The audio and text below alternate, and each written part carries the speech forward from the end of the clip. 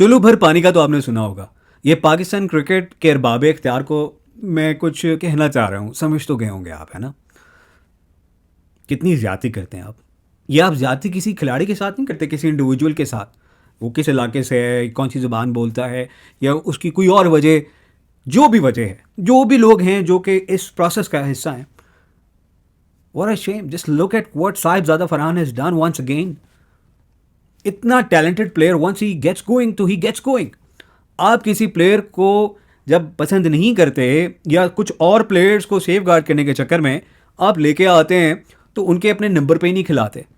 क्या आप सोच सकते हैं कि सईद अनवर को जब लेके आया गया तो उनको मुसलसल जो है वो आप मिडिल ऑर्डर में बवा के दे रहे थे या इंजमाम को ओपन कराया जा रहा था? ऐसे कभी हो सकता है?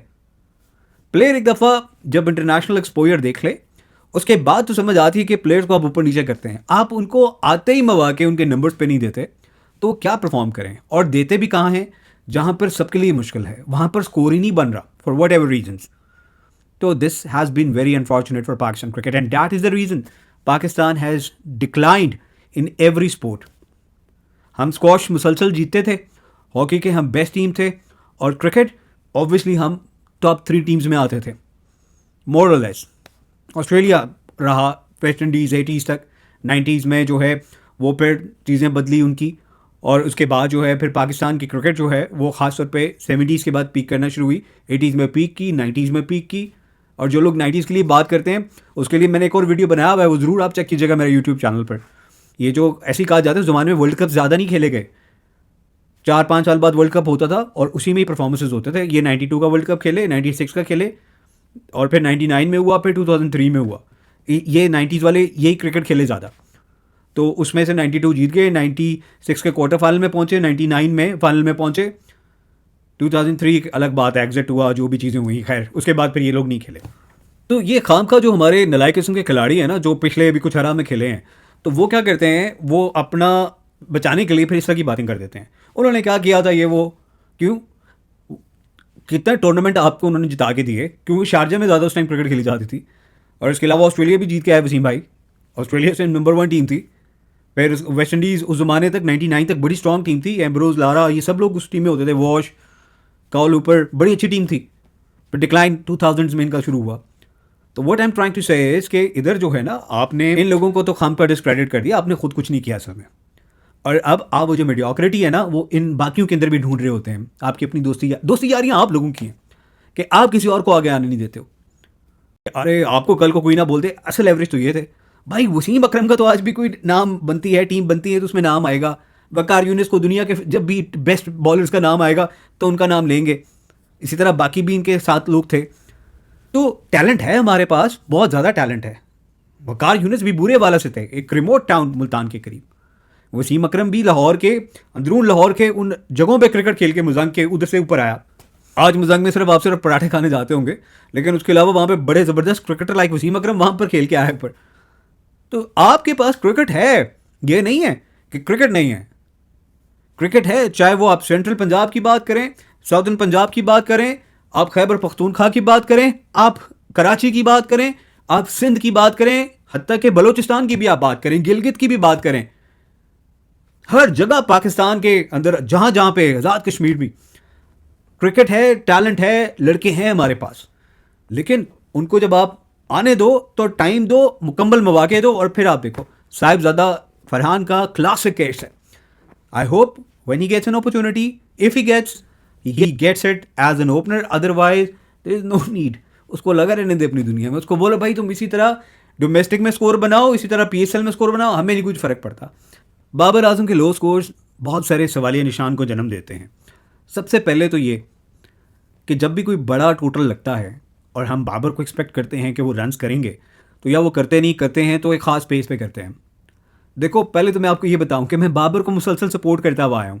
हमारे एक दोस्त हैं जो कि एक प्राइवेट टेलीविज़न के साथ एसोसिएटेड हैं, तो उनका भी मुझे मैसेज आया कि भाई आपने थोड़ी सी बात करना शुरू की तो आप देखें कि कैसे कल्ट पे शुरू हो जाते हैं। देखो चाहे वो विराट है, चाहे वो बाबर है, चाहे वो कोई भी है दुनिया के अंदर, कोई भी खिलाड़ी जो है उसकी फॉर्म, उसका स्टेचर, उसके ब्रांड्स जब नहीं है तो बात तो आप करोगे। खैर अभी विराट तक पहुंचने के लिए तो बाबर को बहुत कुछ करना है। और अगर बाबर भी अपने आप से ऑनेस्ट होगा तो वो यही पूछेगा कि नहीं, मैं कहाँ लैग कर रहा हूँ और मेरी क्रिकेट कहाँ रुक गई है। हमने उसको इतना ओवर हाइप कर दिया। रमीज राजा भी उनको खड़े होकर अगर कहते हैं कि यार तुम नहीं भी कुछ करोगे तब भी लोग ऐसे आएंगे और आप बोल रहे लोगों का प्यार है। हाँ ठीक है, लोगों का प्यार अपनी जगह है, मगर हमेशा से ऐसे नहीं रहता। और भी तो क्यों, क्योंकि कोई भी किसी भी खिलाड़ी के लिए कोई क्रिकेट टीम उसकी मलकियत नहीं है, चाहे वो कोई लोकल टीम है चाहे वो अपने मुल्क की टीम है। तो इसलिए बाबर को परफॉर्मेंस देनी है इधर, and we expect him to do well. He has done well across formats and for many years. But अब बल्ला जो है ना कहीं फंस गया है। तो दो तरीके हैं, एक तो यही कि ग्राइंड करो जाके फर्स्ट क्लास में, दूसरा ब्रेक ले लो। स्टेचर कम थोड़ी हो जाएगा यार, रिलैक्स करो।